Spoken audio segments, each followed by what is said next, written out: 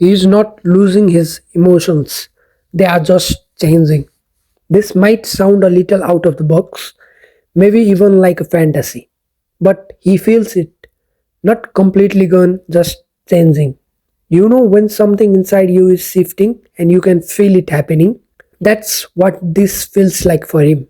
The more he understands life, people, and how things actually work, the more a small part of him disappears. Sometimes it feels like one day, bam, it will just be gone.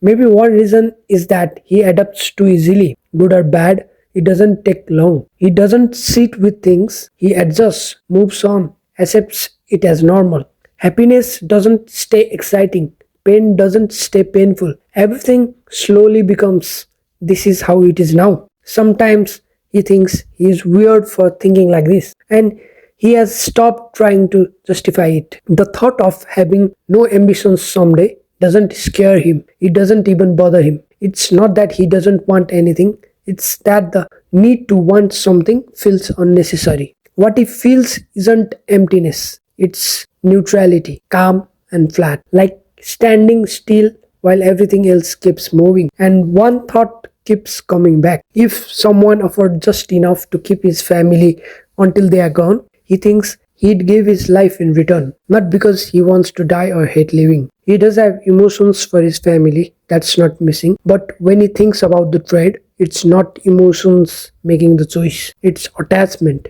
responsibility, knowing what he owes, not what he feels. In that moment, his life doesn't feel emotional, it feels practical, like fulfilling a role he never questioned.